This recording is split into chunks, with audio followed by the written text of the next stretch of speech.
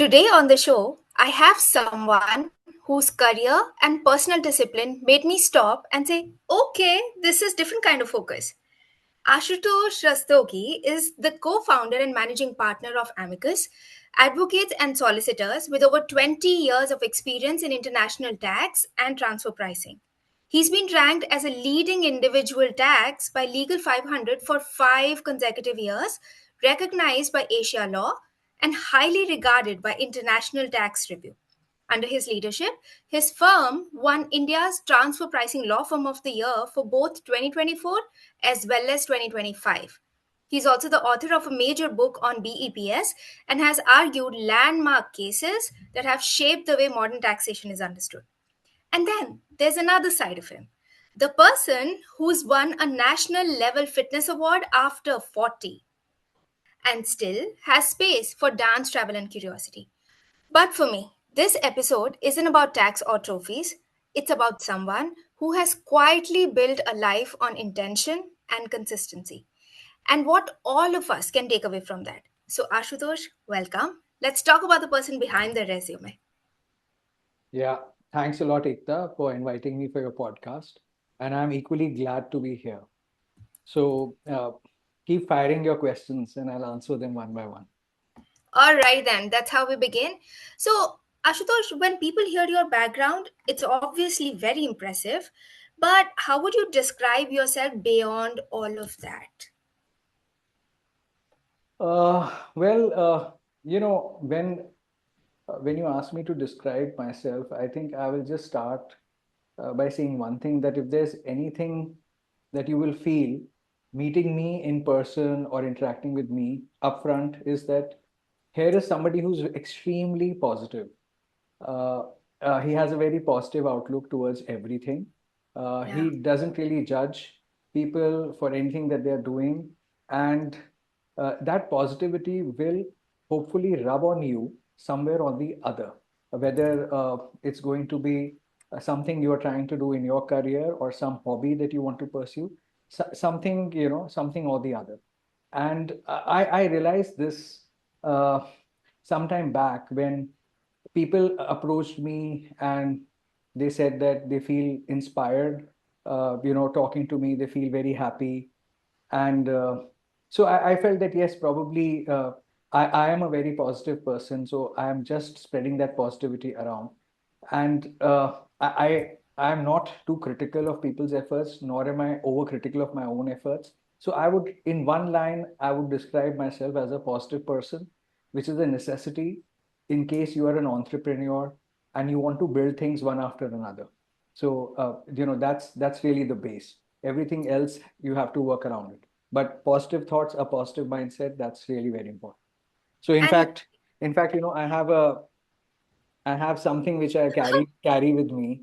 It's a poster yeah, which I've been having in my room, in my office room for years now, and it just reminds me that my downfall begins the moment I start having negative thoughts.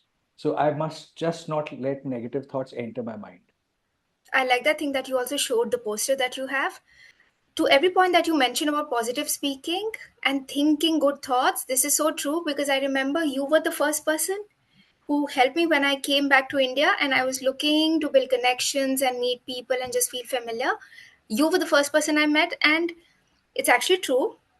You have an influence on people with just the way you come, irrespective of the professional difference that we had. I came from marketing and you were in the law field, but you were always so open and honest, and even sharing experiences and helping me around with connections. So I think that's also a rare ability that some people have, just to make the other person feel comfortable, but I think it should be in many.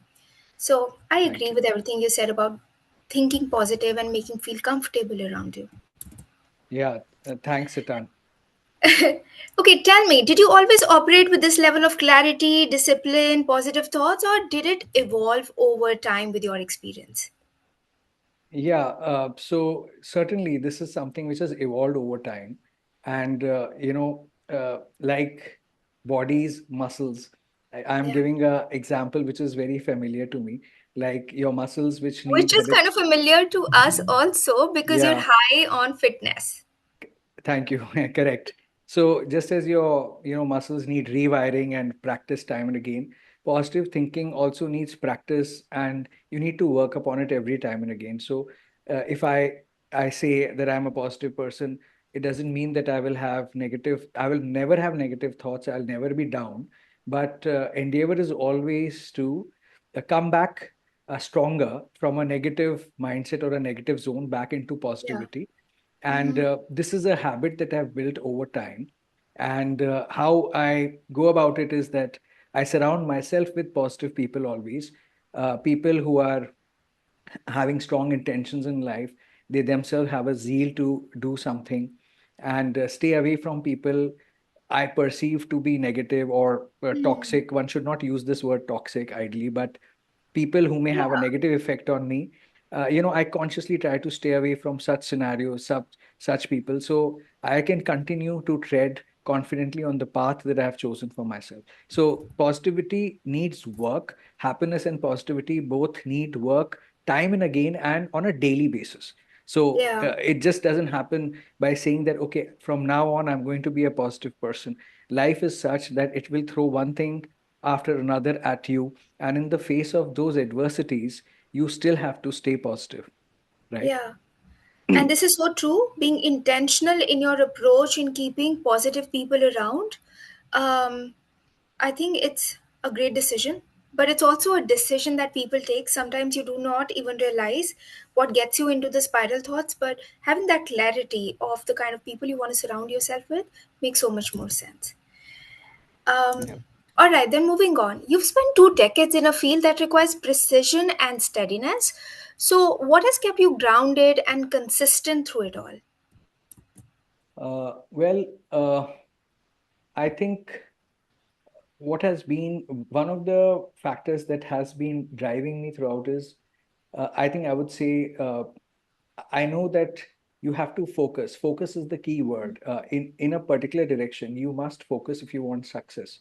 So I think quite some time back, I was watching a motivational video in which they had Bill Gates and Warren Buffett spell out that one factor which had helped them achieve success in life.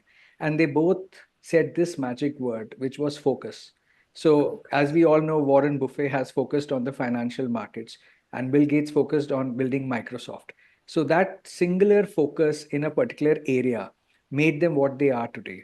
So when it comes to my career, it's been 13, 14 years in international tax and transfer pricing. I have realized that this is what has given me everything in life.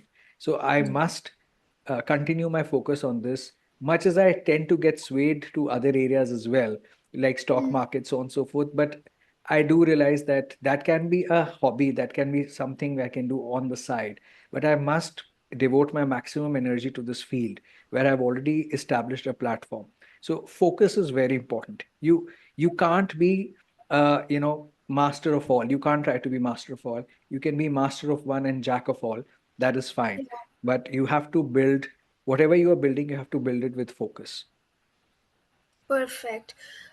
So, we spoke about the one thing which you feel that you have to stick around and you have to hold yourself tight to. I want to know, in a high stake field like yours, things often tend to get strenuous. So, how do you stay calm when most people would rather panic? Well, yes. Again, it's not as if I don't lose my calm. In Mm, fact, I'm many times at the edge. I lose my cool also. I'm short-tempered, and my team members will vouch for that. This has been actually my area of weakness. But I okay. know, but if I know that I tend to lose calm or I may tend to lose control in certain situations, that the knowledge of your weakness is very important. Then you can consciously try to overcome it. Whenever a setback and adversity hits you, the first thing that you have to tell yourself that is, all right, this is a difficult situation.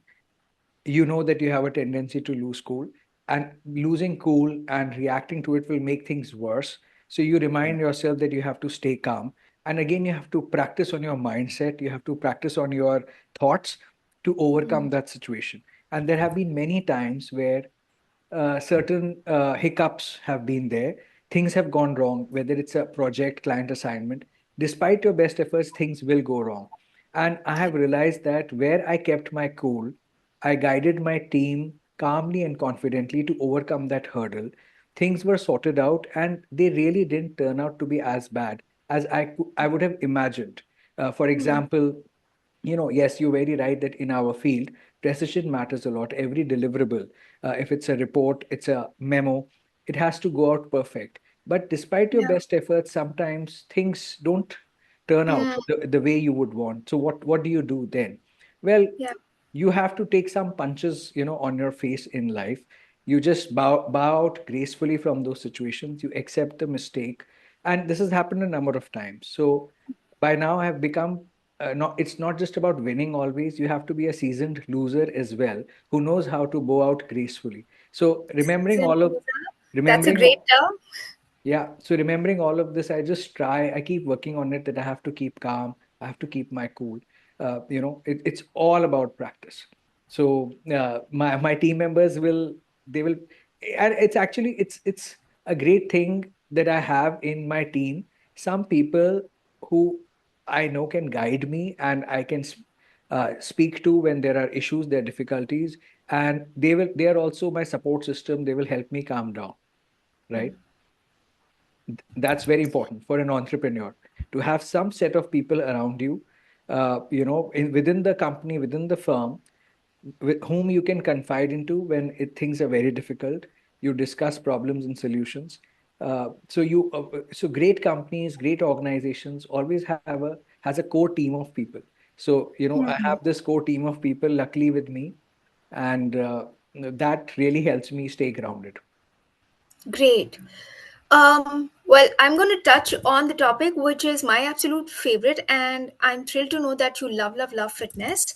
So, I want to know, winning a fitness award after 40, that isn't a small thing. What was the story behind that? The whole motivation?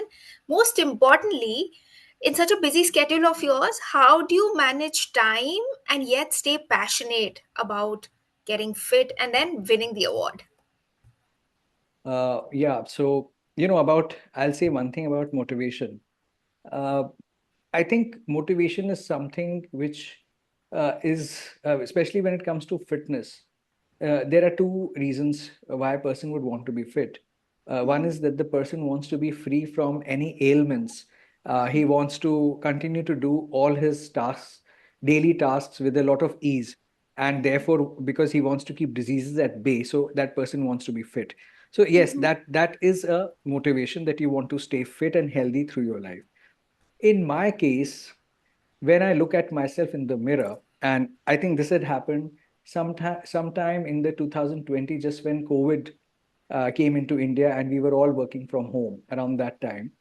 I realized that as I'm looking into the mirror, this is not the Ashutosh that I would like to see.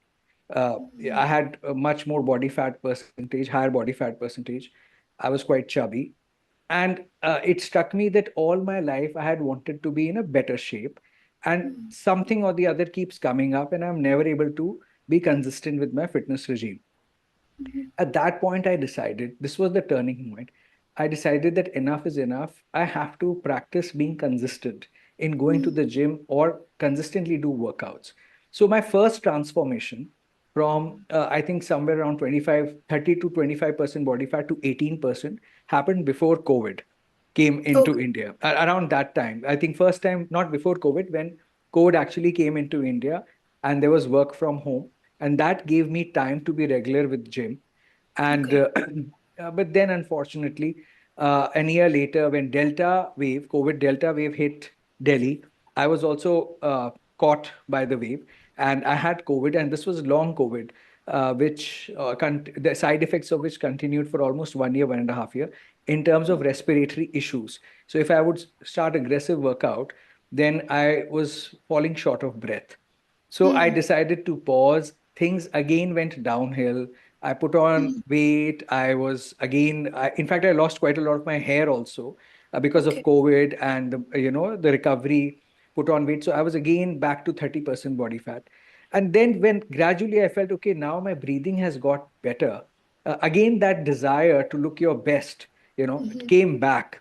And this was in January this year, December 31st, 2024.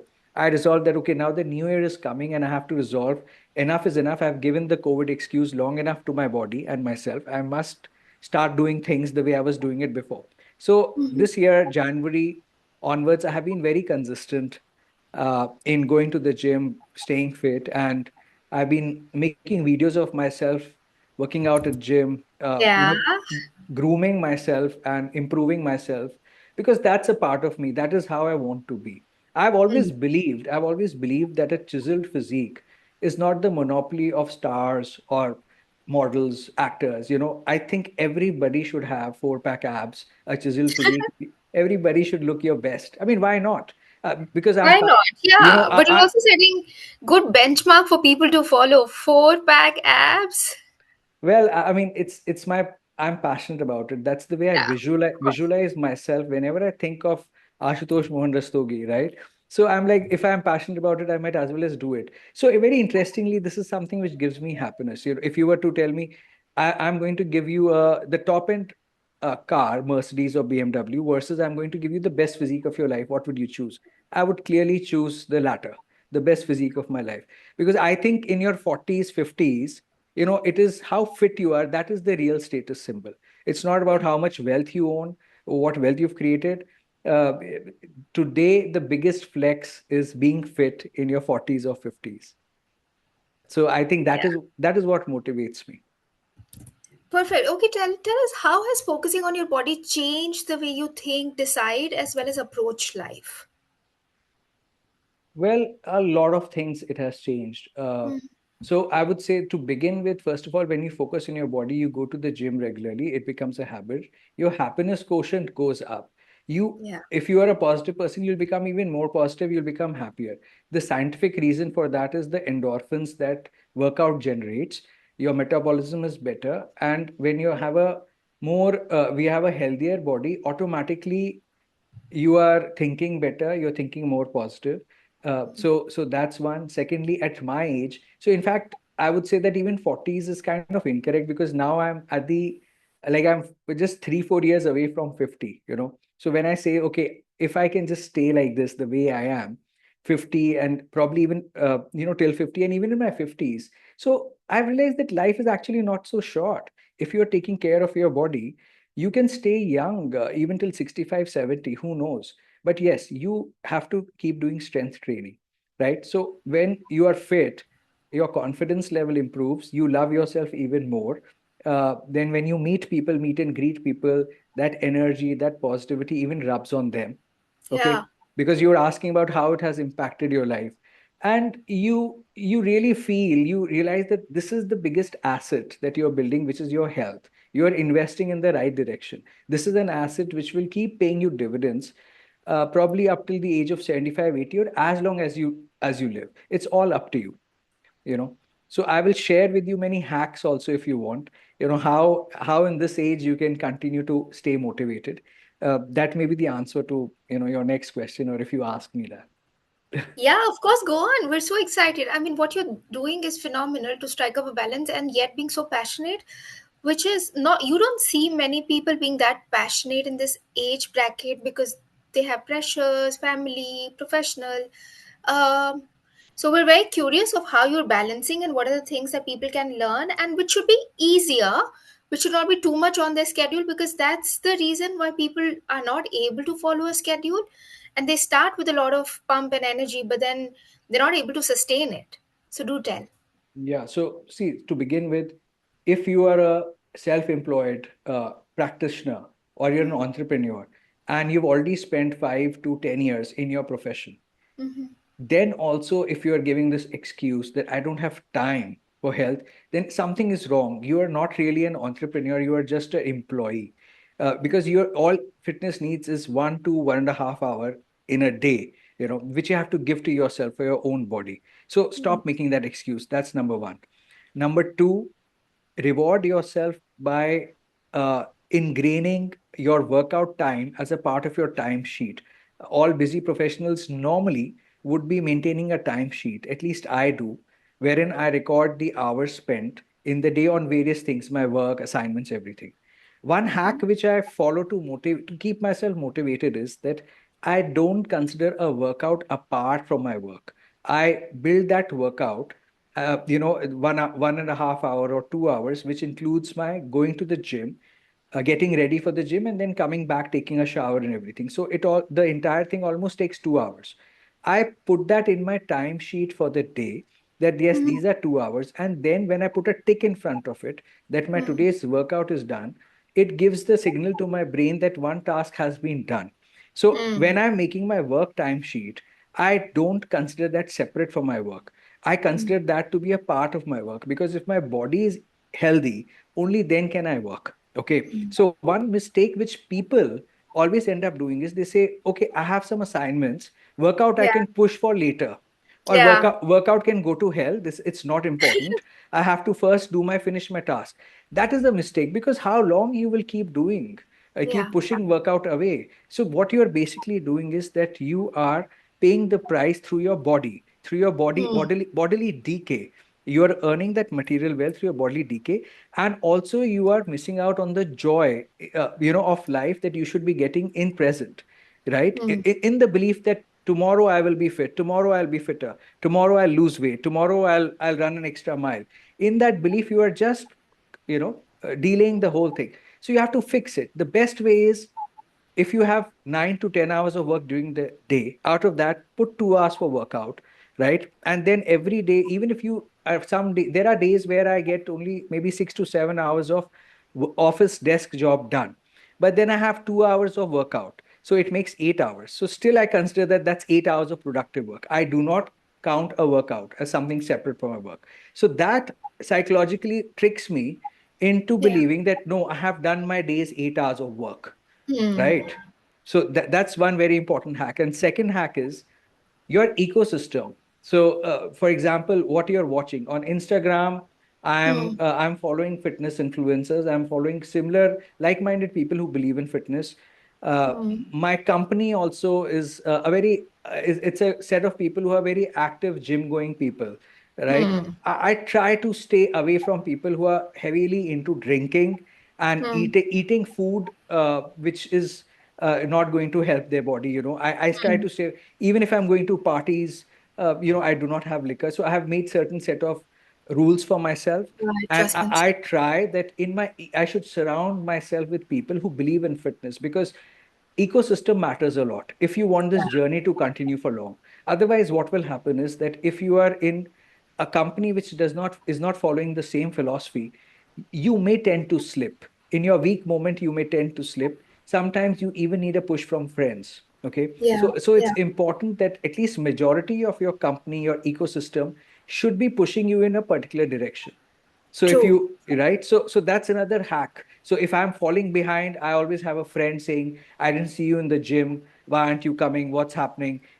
Or if I put on a little weight, a good friend of mine will say, boss, seems like you're not You eating gotta right. use it. Yeah, Yeah, you're not eating right. So, and I thankfully I have that ecosystem at home.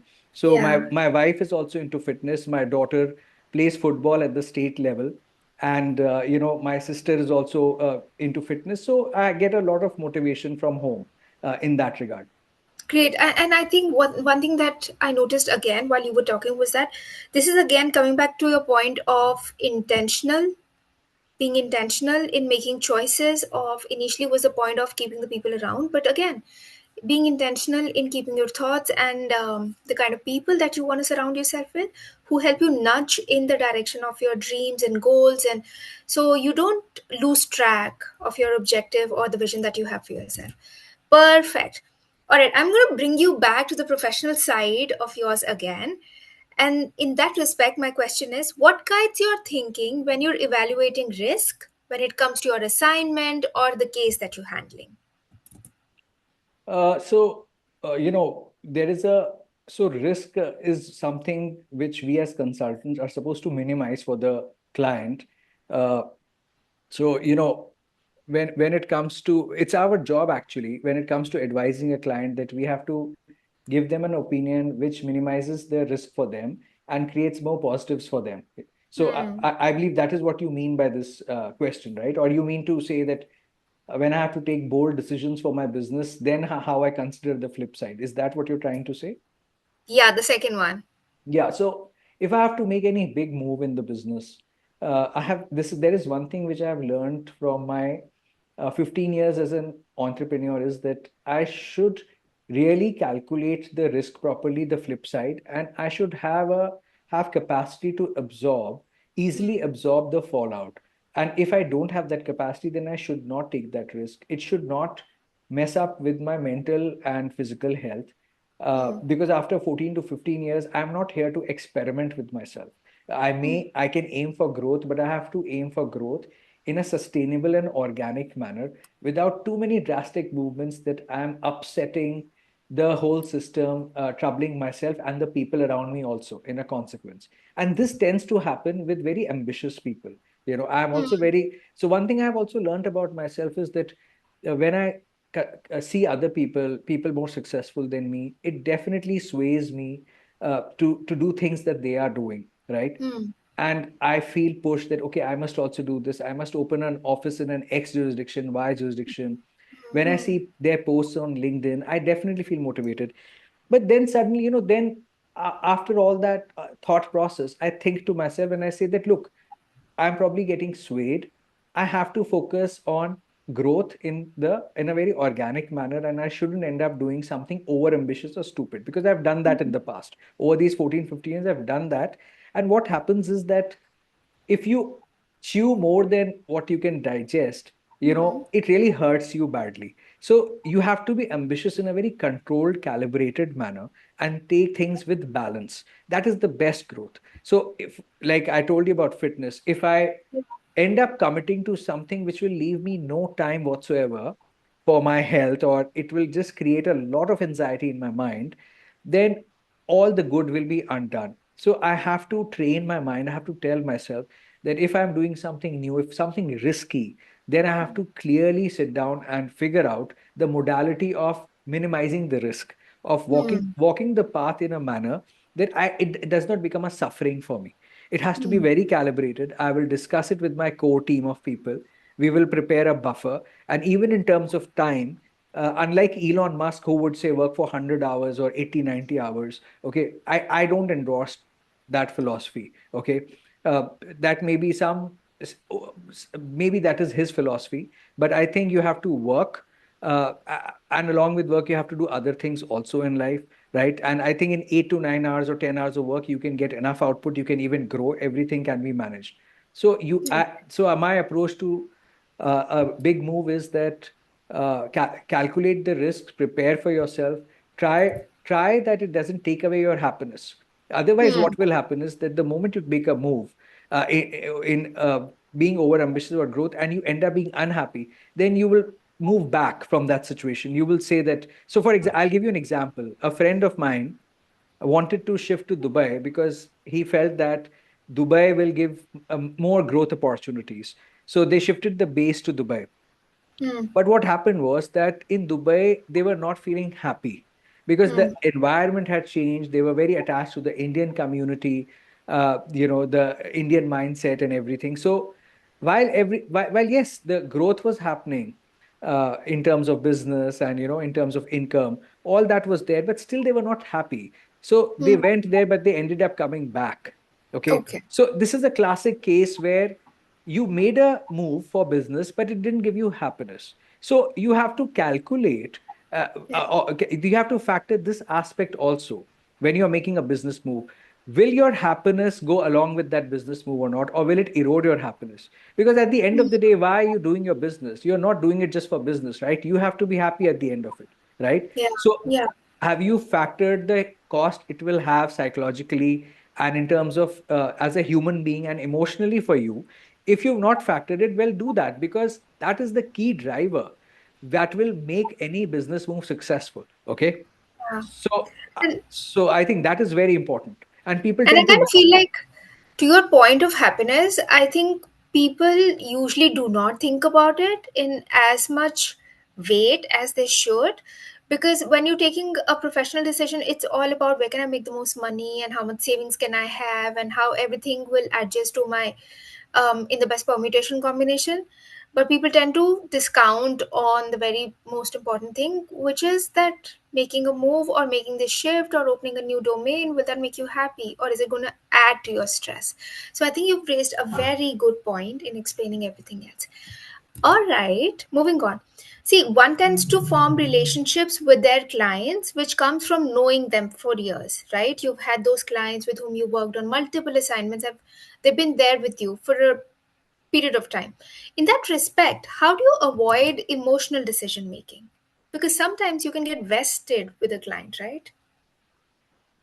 So, there's a very popular saying in tax that in tax, there is no room for emotions. So, Okay, the way tax, and you would know it as a lawyer yourself. No, no, you're not a lawyer, you are from the business.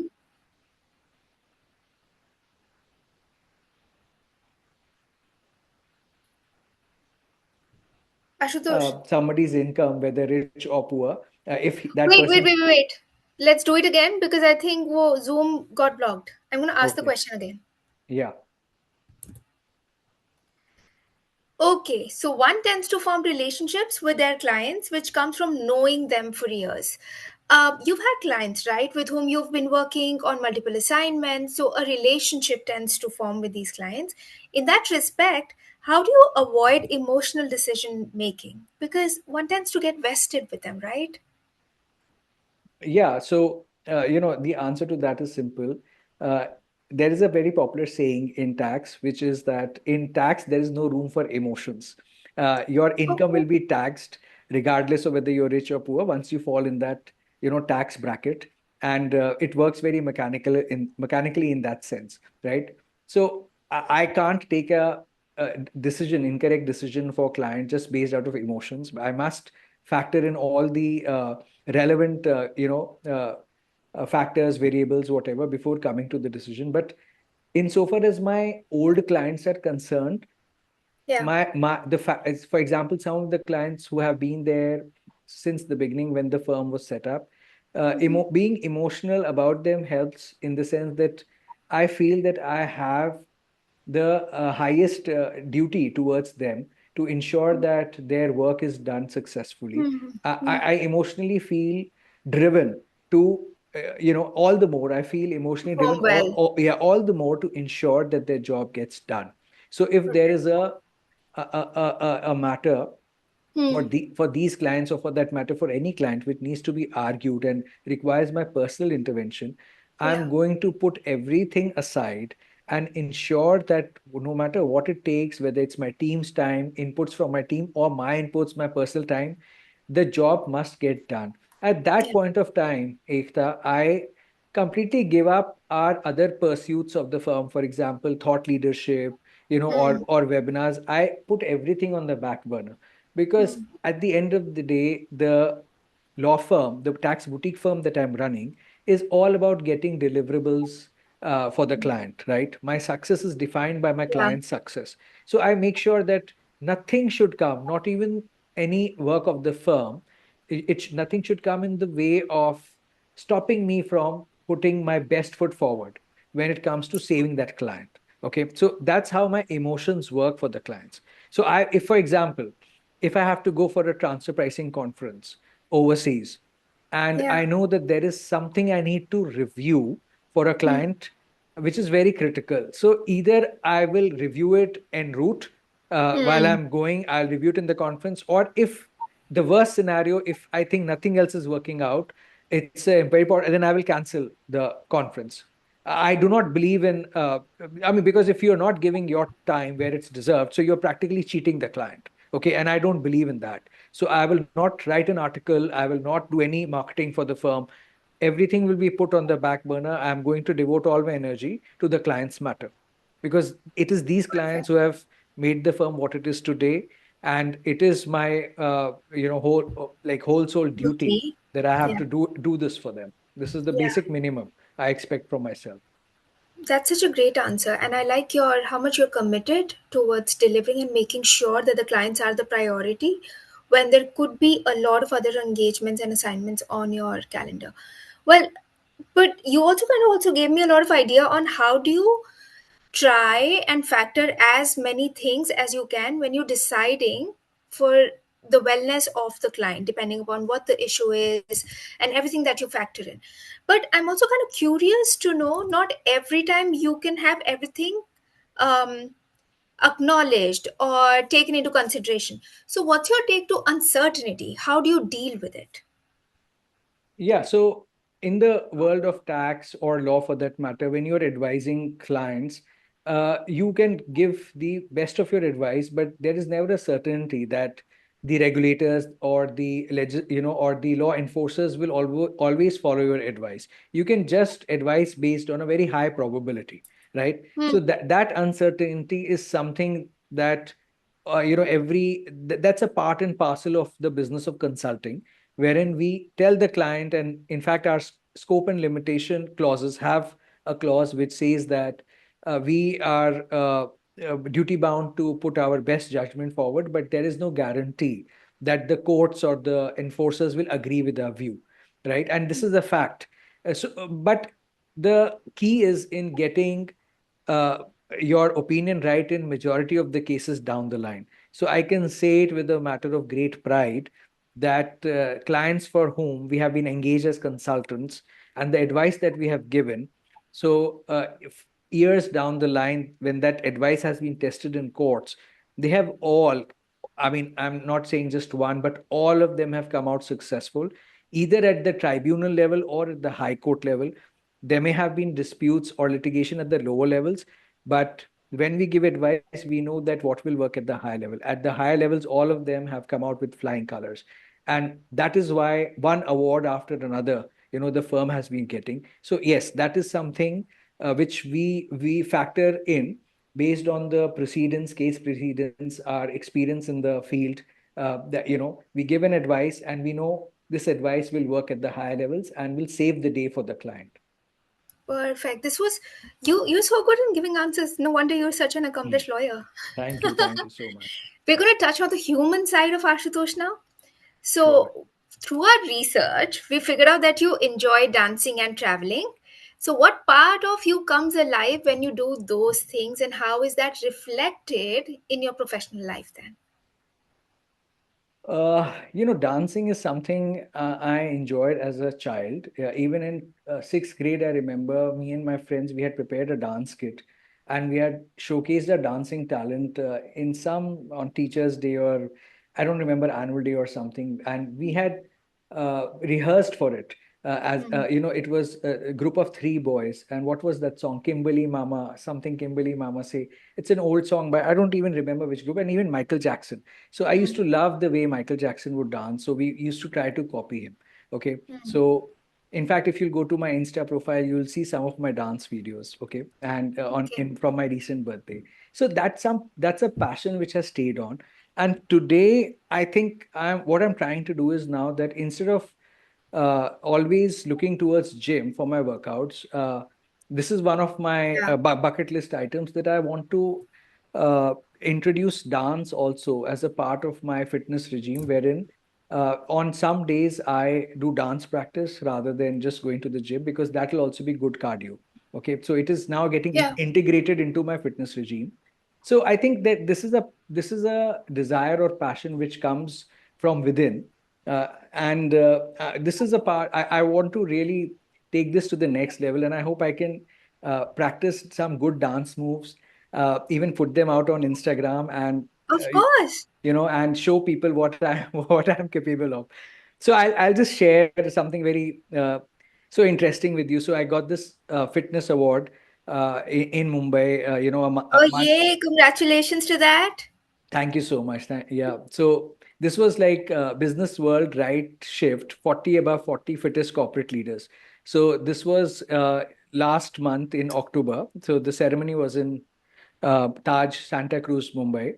And when I was receiving the fitness award, I felt that this is the time to celebrate, and this is the best occasion. And I did a cartwheel on stage, and with of course with the permission of the host. And Yeah. that was, again, I was just passionate. I'm passionate about fitness, passionate about. It was not about showing off to people that look what I can do. It was about expressing my happiness, my excitement at getting the award. And somewhere, yes, I wanted to send the message that, look, it doesn't matter what is your age. If you're working on yourself, if you are fit, then there are these incredible things Of that you course. you can do. No, so that is also a part of my passion for dance, fitness, and I keep trying to send this message across to youth and people of my age bracket that look, there is so much life can offer if you're taking care of your body, right? So that's what it is. I don't really know if Perfect. I have answered your question or not. You did. Okay. Yeah. And you know what? Well, what I usually do when, in terms of promotions, I tag everybody. So we're going to tag your Instagram account also. And I'm sure all our Wonderful. viewers, listeners would want to see who you are and everything that you're quoting about different aspects of your personality and how nicely it's Sure. been featured on Instagram, which is inspirational for people to feel that you don't have to be boxed in one particular cadre. If you're a lawyer, there's a life that you have, and how do you make the most of every element of it? Yeah, yeah, So absolutely. that's a beautiful part.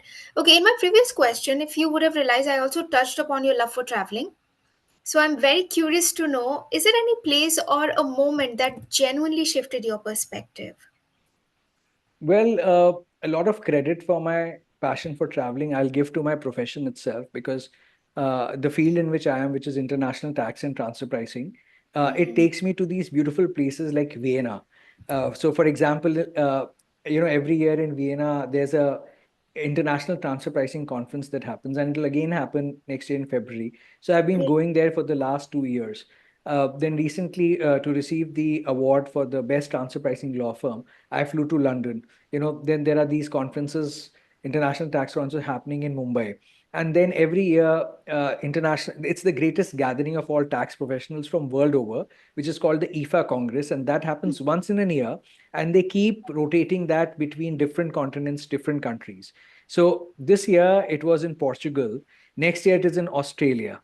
Okay, Hmm. and I think last year it was in South Africa. So I have been there. I've been to Japan in one such congresses. So the way the nature of my work is, given that it's international taxation, it takes me to these beautiful places.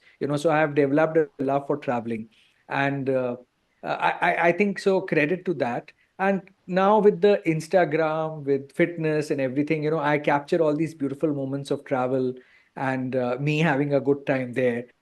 So it's really become a cauldron of passion. Gymming, fitness, dance, traveling. So it all, I think it all complements each other. Yeah, you know. So it's just become a part of my work. Great. I feel like we've touched so many different elements of your personality. So we're moving into another segment, which I personally call as growth discipline and being absolutely unapologetic. So Hmm. there goes question number one, which is, what has been your biggest personal shift in the last decade? Oh yeah. So in the last decade, the personal shift has been that I think one very important understanding that I have arrived at about myself is that I have flaws, and these flaws are that I can, number one, I can be over ambitious sometimes about career, even about wealth creation. That's one. Secondly, I can also take incorrect decisions when I'm acting on my own in crucial situations. And number three, I can tend to lose my cool, and I may tend to panic. So I have understood that I have these failings as a human being. And once I've realized that, yes, I have these failings, I make sure that I don't act solo. I go to Okay, my, great. I go to people I trust for advice. Okay. Hmm. So I think ability to accept that you are not a superhuman who doesn't need help, that is a shift in understanding that has come about. So for example, in terms of work, I will go to people around me, which is my core team, for advice. If it comes to fitness and nutrition, I will go to experts. So for fitness, I will go to a fitness trainer. For nutrition, I will go to a dietitian. Okay, just as we go to doctors. So I have really reached to the conclusion that always carry these helpful people around you, Hmm. for help, and look up to them for help. There's no shame. There's no shame in asking for help. Even Yeah, even if you have to go to a business coach or a mindset coach sometimes. I may be a very positive person, but even athletes like you Virat, need. Yeah. yeah, even the top most performing athletes like Virat Kohli, Sachin, everybody needs a guru. You always need somebody in for the right job to Who can help you nudge out. you in that Yeah, direction yeah, if you correct. tend to shake or you have different ideas and opinions. And I think this is so good having that. Yeah, There's also this term which they call personal board of directors, which are like people who align with the vision and who understand where you're headed, so that whenever there's a tweak in your performance or you need a little nudge, these are the people who can put you in the right direction and tell you where you have to proceed. absolutely, absolutely. There's this quote by Mr. Tata that if you want to walk fast, then you walk alone. But if you want to walk far, then you walk together. Yeah. It's a beautiful saying which just says so much about that leading is all about working together. You can't achieve great heights all alone. You have to work as a team. So I Yeah. have understood this in the last decade that if you want to build a good business, you want to go far, then you have to work as a member of a team. Even if you are a leader, you have to have a team of leaders, and you should always be open to advice, from wherever it comes. But then you must filter it properly. Yeah, you're so right. I mean, it's good to have people who can influence and help you, but ultimately it has to be your decision, because nobody else but you are responsible for the charge of your life and for accomplishing your goals. That brings me to the next question, which is, Ashutosh, if someone listening to us and watching this episode wants to build a more disciplined life, where do you think they should start? Now, okay, so when you're saying that they want to build a more disciplined life, you mean holistically they want to Yeah, everything in it. approach their career, and they want to. I think how they have to start with is, I'm talking about the mental part of it, that how they have to tune themselves mentally is that they must be clear of their goal, and link it with happiness, because they must visualize that they must strongly visualize that being in a particular situation is actually giving them happiness. And Hmm. then when they set out the path to achieve that goal, they must keep thinking of themselves being in that state of happiness time and again to keep themselves motivated. So for example, if I'm just quoting from my own experience. When I Yeah. started in January and I wanted to get back in shape, Yeah. I was visualizing, I was looking at my old pictures of myself being fit. In fact, I put one of those pictures as my wallpaper on my phone, Oh so that wow. I remind myself that, look, I had become so fit at that point of time. Why can't I become like that again? And reminding myself kept giving me a goal, and also generated happiness, which made me work towards the goal.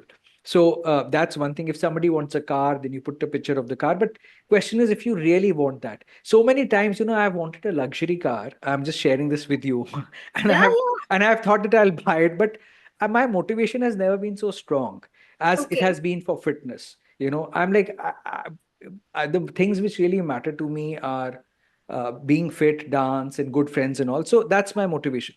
So if you want to be disciplined about something, first of all, be sure why you want it and that you really want it badly. Then visualize yourself achieving it and that you are getting that happiness from doing it. Then you will automatically feel motivated. There is nothing more motivating than happiness. So because ultimately, aim of every goal is to give you happiness, right? Yeah. So if you are That's, setting a goal which doesn't give you happiness, you will never be motivated. Okay. yeah. Yeah. You'll probably start, but you'll leave midway because there's no Yeah. drive to pull it through.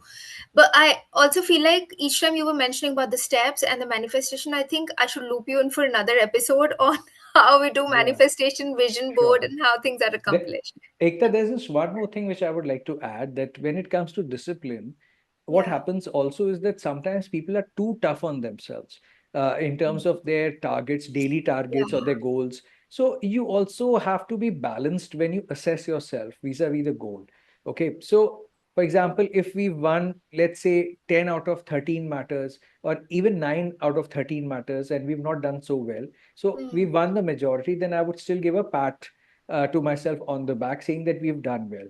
Yeah. Because if your benchmark is too stringent, you will break down, lose motivation, and give up midway. So as in, fitness, business, everywhere, you've got to give credit to yourself for the good things that you've achieved. So that's one thing. And secondly, some days you won't feel like working, you won't feel like going to the gym. Then try to figure out what is the little bit that you can do on that day.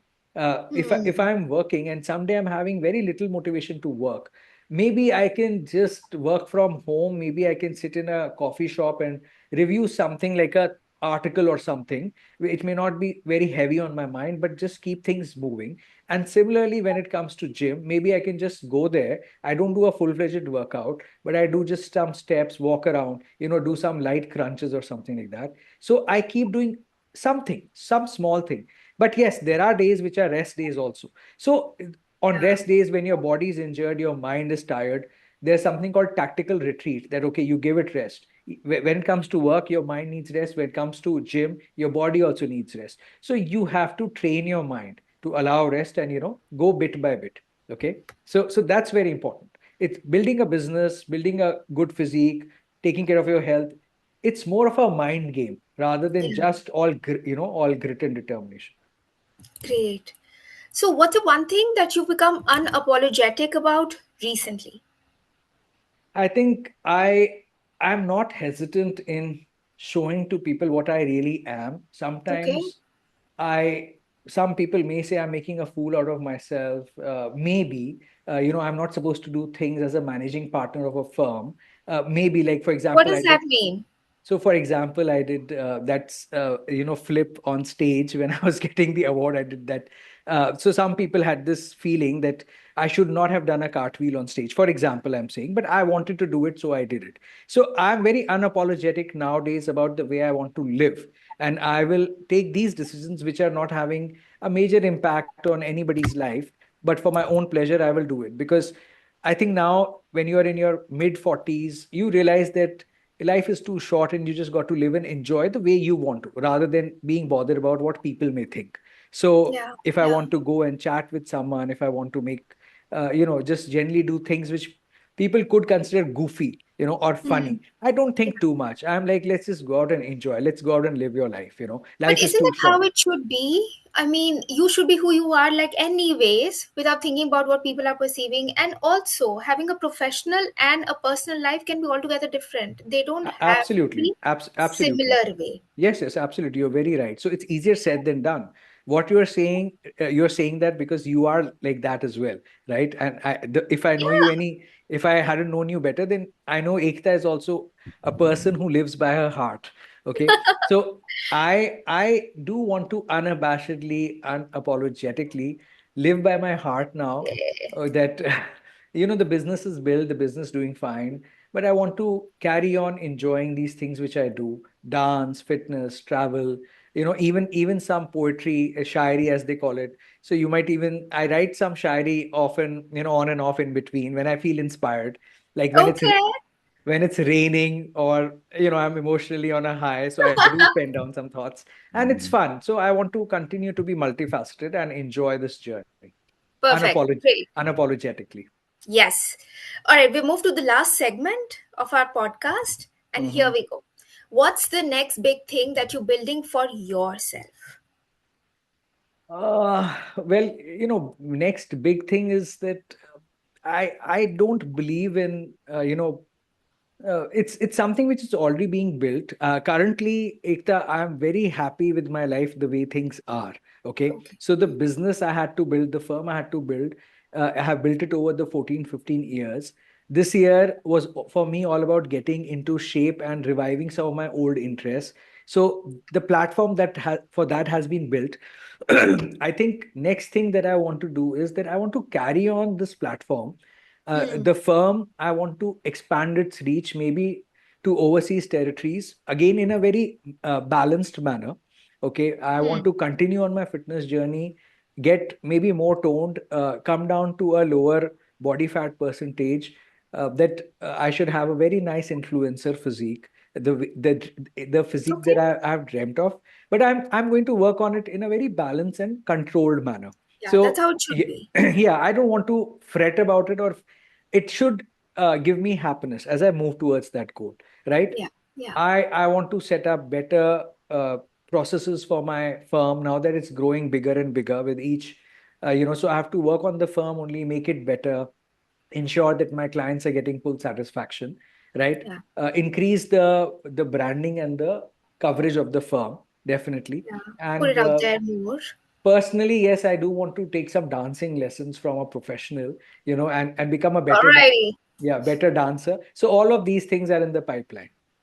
All right, great, great, great. So we've spoken about a whole lot of tangents and domains. What do you hope people take away from your journey, especially the ones who feel stuck? Well, I think what they should really take away from my journey is that you can manage a number of things together. And if you say that, okay, you are committed to your work, it's not as if you have to stop living your life. You shouldn't get time to party with friends. You shouldn't get time for to take care of your body. You are probably missing some time management skill or time management secret somewhere if you think that you have to have a single minded pursuit, which is work. Okay, Yeah. if that gives you happiness, that you want to put in 100 hours in a week for work, and that's genuinely giving you happiness, please go ahead. It's all for Hmm. you. Okay, but if that is not giving you happiness, and what gives you happiness is balance, and in my case it is balance which gives me happiness, then you work on your balance, find out the right mentors who can help you achieve that time management skill, or you plan your regime better. But the key thing is that if you are a person with multiple interests, then try to take out time for those interests as well in your life apart from work, so that you are able to move forward as a happy and confident human being. Everything in life is not just all about work. Okay, try to live it to the fullest. Enjoy, be happy. When you are happy, you will have no idea how it's rubbing on people around you. Okay. Yeah, that energy, it spirals and it's a good energy, and then Yeah, people yeah. also feel it around you. Exactly, absolutely. The material things that you think really matter so much, trust me, it doesn't matter. It doesn't Hmm. matter at all. Today, the unfortunate thing is that, especially in businesses, I've seen that I interact with entrepreneurs and CEOs. There's a rat race going on in terms of valuations, 1,000 crore unicorn, all of this. How much of this money will they actually end up spending Yeah, before they actually die? I mean, what is all this going on? It sounds very nice, but how much of it can you actually spend? You just yeah. need some amount of money to travel, some amount of money to be with your friends and all. At the end of the day, the extra money is not adding any extra happiness in your life. If it Rather isn't, stress, because yeah, building all of this and constantly thinking about it, being consumed about your professional domain, it's tiring, it's exhausting. yeah, exactly, exactly. So please understand how you are going to configure the happiness quotient in your life. And money is one of the things, but it's not the sole thing. Okay. Yeah, It's not, I mean, you shouldn't, if you are happy being filthy rich, that's your goal, you're dead sure, that's what's going to give you happiness, go ahead. But then, don't say later on, oh, I ruined my health, I sacrificed everything. And there are these stories of people who become extremely rich. Now they don't know what to do with the money, yeah, and they are going into depression. I mean, what is this nonsense? This is just yeah. ridiculous, right?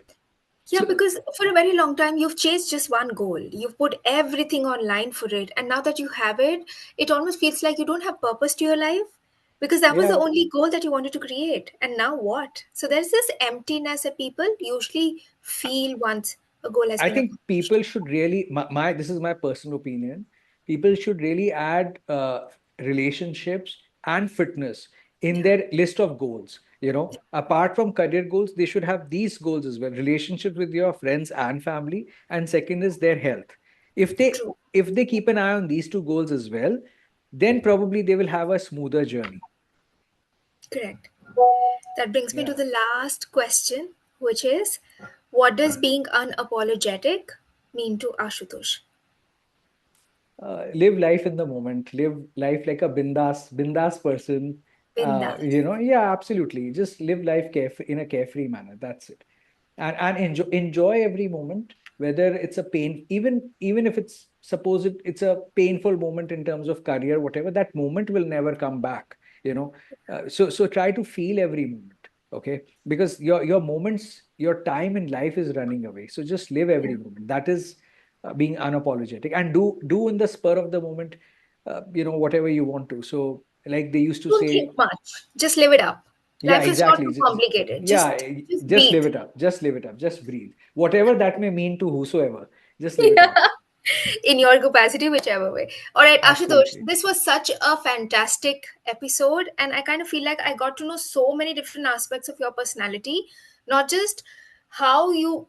Also, it also gave me a lot of ideas on why is it that you've been winning so many awards because of how focused you are in terms of not just servicing the clients, but how much you think about them and how much you prioritize, while also giving time and attention to your fitness and travel and different aspects of you.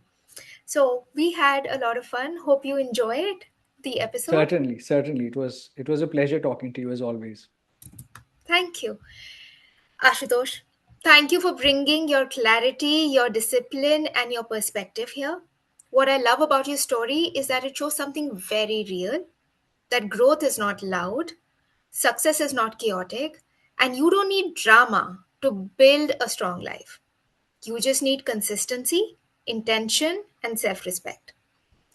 And to everyone listening, if there's one thing I want you to take away from the episode today, it's this: your life is built in the small decisions, the daily habits, the things that nobody claps for, because that's Absolutely. where the shift happens.